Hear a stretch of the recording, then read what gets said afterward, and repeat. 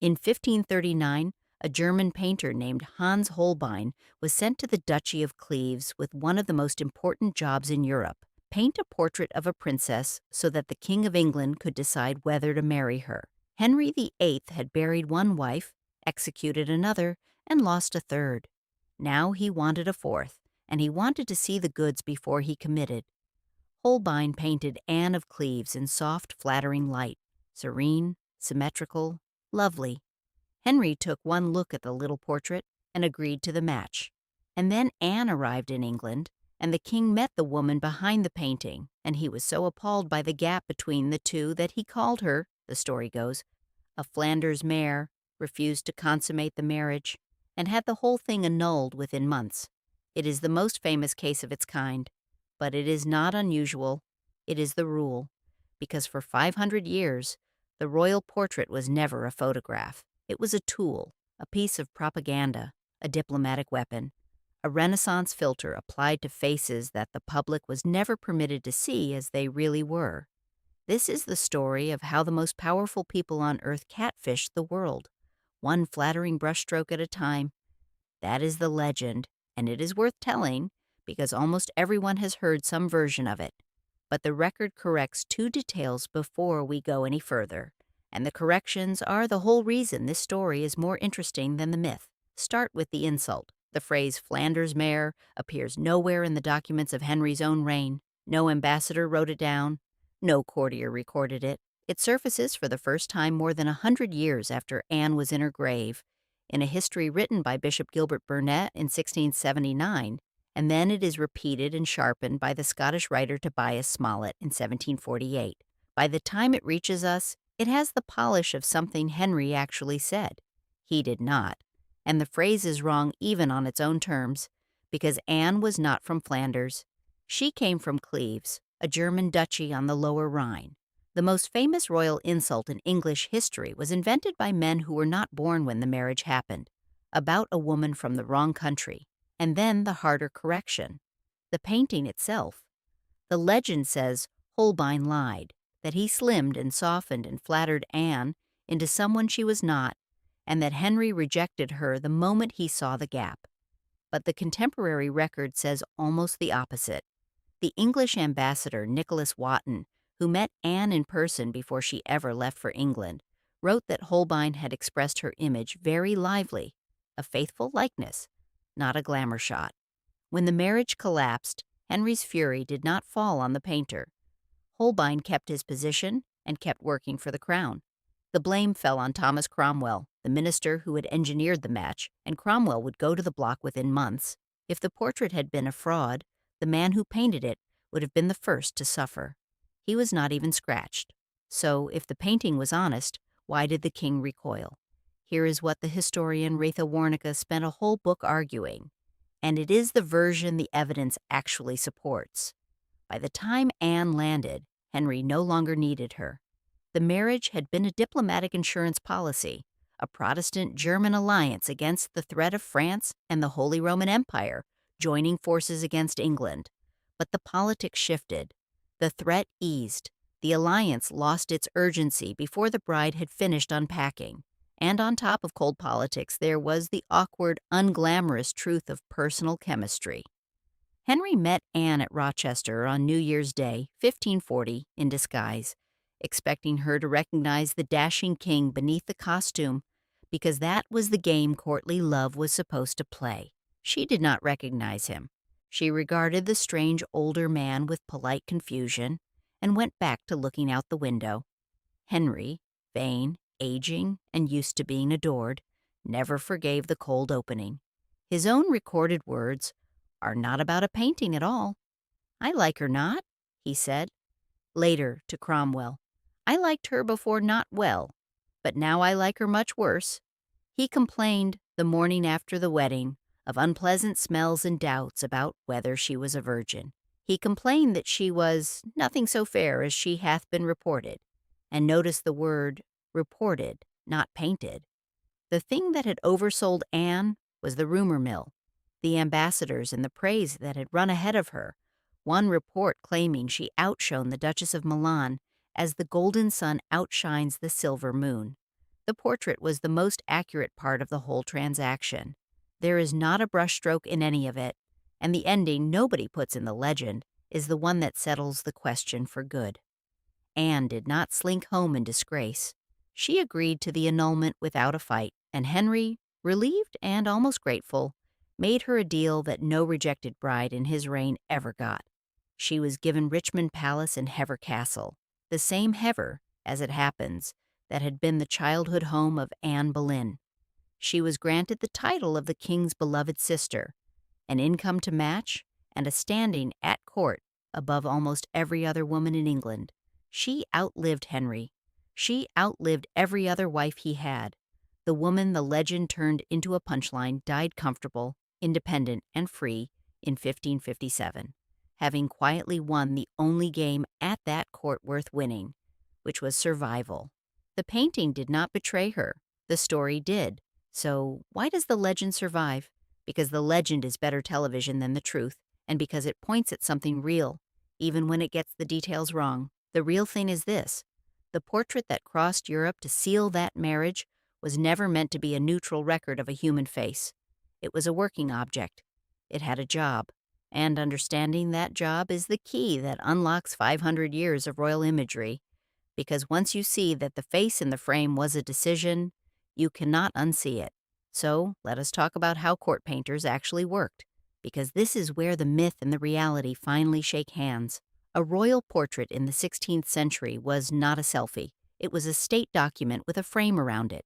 When a king sat for his painter, the painting that resulted would hang in a palace, travel to a foreign court, be copied and recopied and sent down the line to allies and enemies and prospective in-laws who would never in their lives stand in the same room as the sitter. For most of the people who saw it, that painted face was the only face of the monarch they would ever know. So the face had to do work. It had to say, this person is healthy, this person is fertile, this person is pious and strong and legitimate and chosen by God to rule you. None of those things are facts about a nose or a chin. They are messages, and the painter's job was to deliver the message. Think about what that meant in practice for a marriage. Two royal houses are negotiating an alliance across a continent. They cannot meet. The bride and groom may be in countries weeks apart, speaking different languages, and they may not lay eyes on one another until the contracts are signed and she is already standing on foreign soil. The portrait is the only thing that travels ahead of her. It is the brochure, the dossier, and the first impression, all in one small panel of painted wood. A whole alliance, armies, money, the balance of power in Europe, can hinge on whether a king likes a face he has only seen in oil. So the stakes on that one painting were not artistic. They were the stakes of statecraft. And that is exactly why the practice went back centuries before Henry. As early as 1428, the Flemish master Jan van Eyck was sent all the way to Iberia to paint a Portuguese princess for the Duke of Burgundy, who was shopping for a wife by portrait. Henry's own grandfather's generation knew the drill. When Henry VII went looking for a bride in 1502, he sent his ambassadors with instructions to find, in his words, some cunning painter, and then to report back on the woman's complexion, her figure, the very smell of her breath. They did not want a flattering picture. They wanted intelligence. The portrait was a reconnaissance instrument. This is where we have to hold a careful line, because it is easy to overstate it. Idealization was not the same as fraud. Almost every royal portrait flattered, in the way almost every formal photograph today flatters. The good light, the right angle, the blemish quietly left out. That was the convention, and everyone on every side of it understood the convention. It does not mean every royal portrait was a deliberate deception. In fact, the marriage market had built-in defenses against exactly that. When a foreign court was shown a prospective bride, they often demanded a full-length, full-face image, precisely, in the words of the National Gallery's Susan Foister, so that any disfigurement could not be hidden. The whole point of the portrait, she says, was to ensure that a stranger marrying into the royal line was sufficiently personable for royal status. They wanted to be flattered. They also did not want to be lied to. And sometimes the line got crossed and the receiving party was furious. Caroline of Brunswick, sent across the sea to marry the future George IV, took one look at her fiancé and said, I find him very fat, and by no means as beautiful as his portrait. The flattery cut both ways, and everyone knew the game was being played. So the painter walked a tightrope. Too honest, and you insult a king who can ruin you. Too flattering, and you start a diplomatic incident the day the bride arrives. The skill, the thing Holbein was paid extraordinary sums for, was the ability to make a face look like its best possible self while still being recognizably itself. And here is the part the legend gets exactly backwards. When Henry sent Holbein to paint Christina of Denmark, a young widowed duchess he was considering before Anne, the painter was given a single sitting of about 3 hours in Brussels in the spring of 1538. He came back with a portrait so quietly magnetic that the imperial ambassador Eustace Chapuis reported the king, since seeing it, has been in much better humor than he ever was, making musicians play on their instruments all day long. A single small painting put a tyrant in a good mood for days. That is the power of the object. That is why it mattered who held the brush. Christina, for the record, wanted nothing to do with him. She had heard what happened to English queens. But Henry loved the painting so much that he kept it until the day he died, and it hangs in the National Gallery in London still.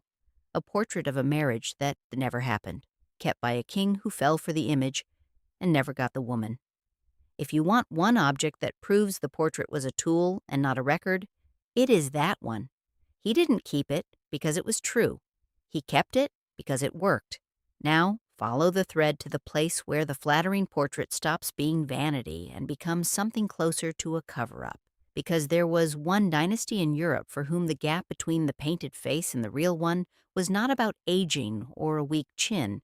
It was about what their own blood was doing to them. The House of Habsburg ruled half of Europe for the better part of 4 centuries, and they did it in large part by marrying each other, uncle to niece, first cousin to first cousin, generation after generation, deliberately as policy, to keep the crowns and the territories inside the family. They were not careless about it. They were strategic. Every consanguineous match was a calculation about land and succession, a way of making sure no outsider ever diluted the claim or carried a Habsburg crown into another house. By one estimate, across nearly 2 centuries, the great majority of marriages in the Spanish branch of the family were between close relatives. They believed the blood was the asset, the blood was the empire, and the family paid for it in the flesh. The most famous physical marker is the one historians still call the Habsburg jaw, a pronounced protruding lower jaw, an underbite so severe that, in its worst cases, the mouth would not properly close. You can trace it down the family portraits like a watermark.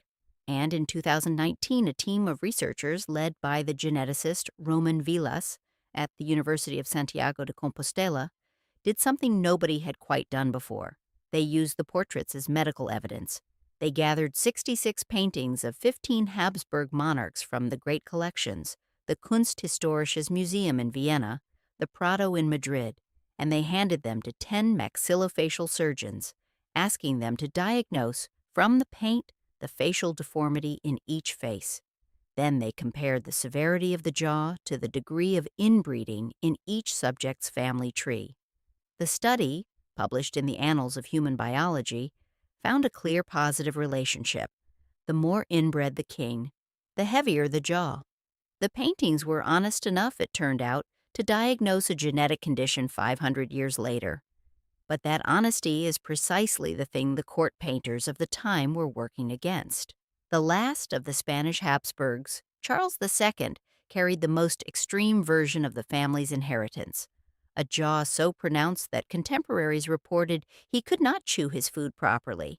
Alongside a long list of disabilities, the official paintings were careful to soften. He was sickly from birth, slow to develop, frequently unwell, and so visibly afflicted that his own court whispered he had been bewitched. And yet the painted Charles is a different proposition.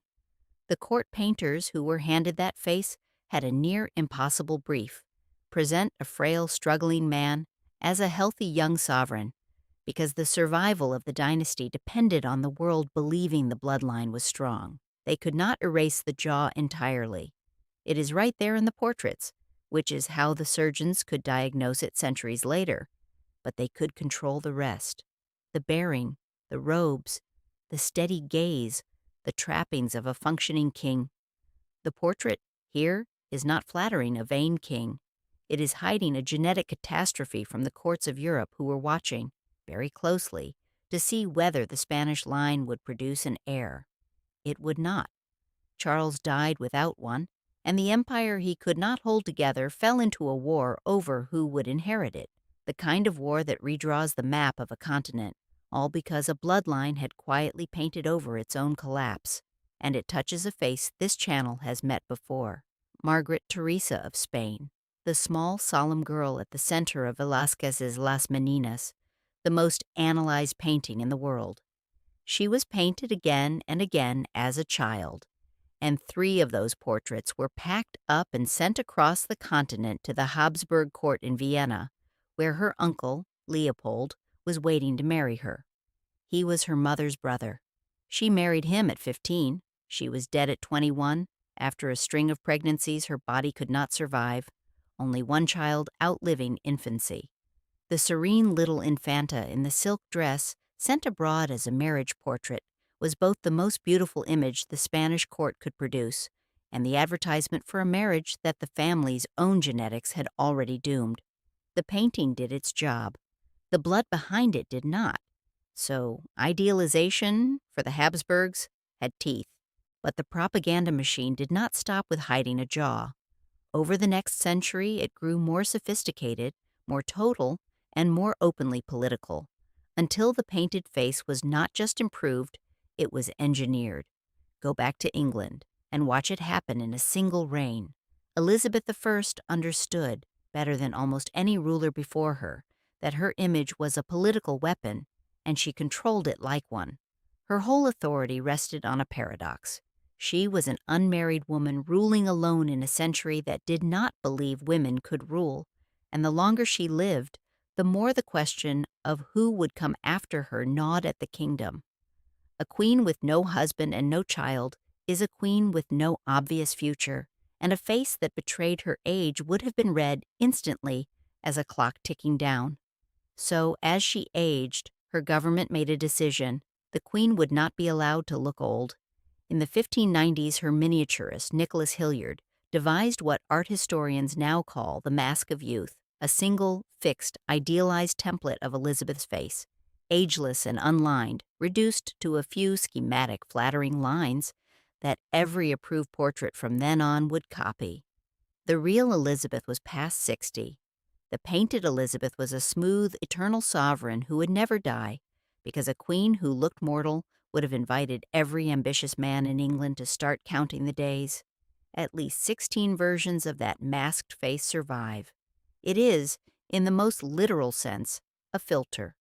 One approved image, applied over and over, hiding the truth of a real face for a reason of state. The historian Roy Strong, who gave the Mask of Youth its name, saw it for exactly what it was. Not vanity, but a deliberate instrument of government, a way of freezing time on a panel because time had become politically dangerous. And to make sure no other version competed with it, the regime did something blunter. In 1596, the Privy Council issued an order. Officers were to seek out unseemly portraits of the Queen that had given her great offense and have them defaced. Now, and this matters, because it is the kind of thing that gets exaggerated into a myth of its own. The order was not a command to destroy every honest likeness. It targeted what it called grossly inferior images by unskillful artisans, bad amateur copies, cheap and ugly, circulating among the public. It was quality control as much as censorship, but the instinct underneath it is unmistakable.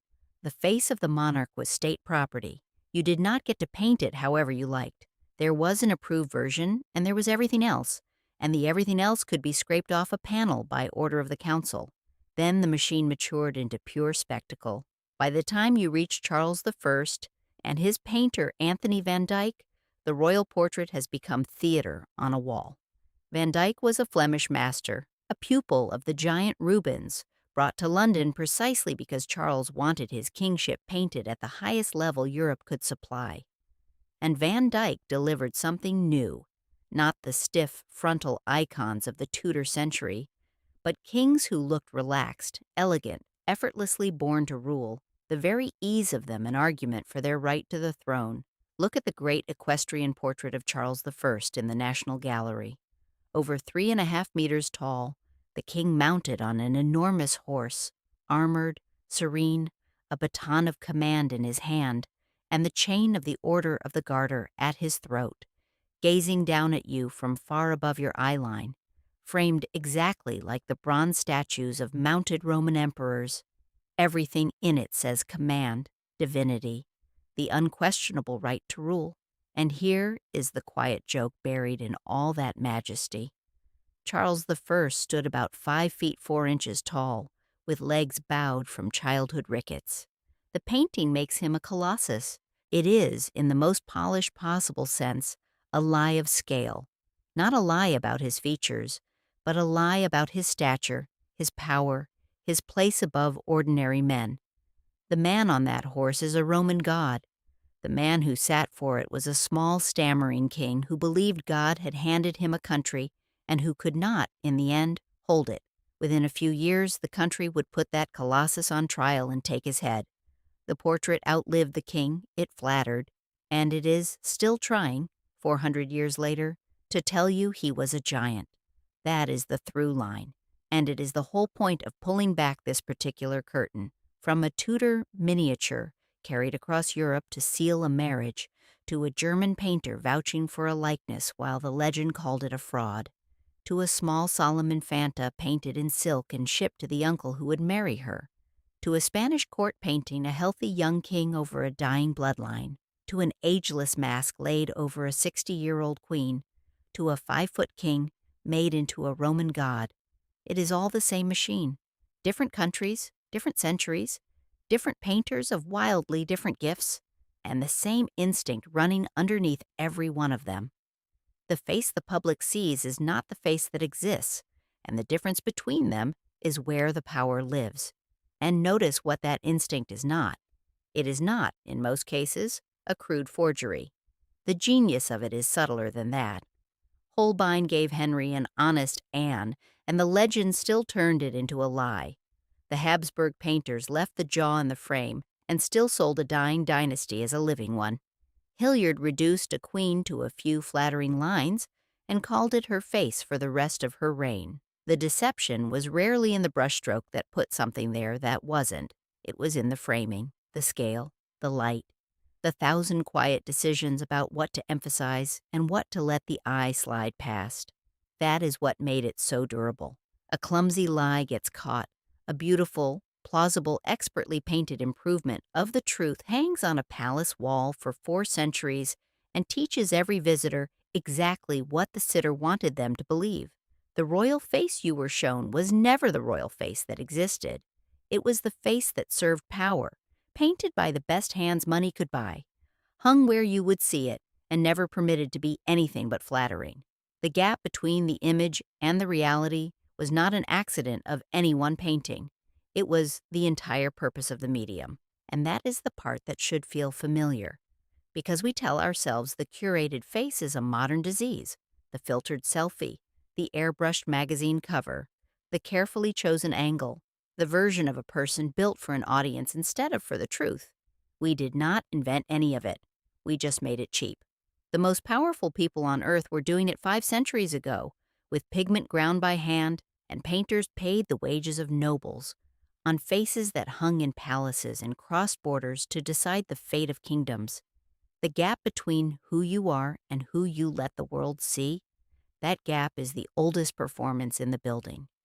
Royalty was running it before the camera existed. Long before the filter and the airbrush, the most powerful people on earth understood a simple truth. Whoever controls the image controls the story. So they hired the finest painters in the world not to record their faces, but to improve them, to slim the Habsburg jaw, to flatter the German princess, to turn frailty into majesty and ordinariness into divine right. Henry VIII fell for it and never forgave the painting. The Habsburgs used it to hide what their own blood was doing to them. And every serene royal face in every gallery you have ever walked through was a decision made by someone who knew exactly what they were hiding. The filtered selfie isn't new. Royalty has been doing it for 500 years. They just paid more for the brush.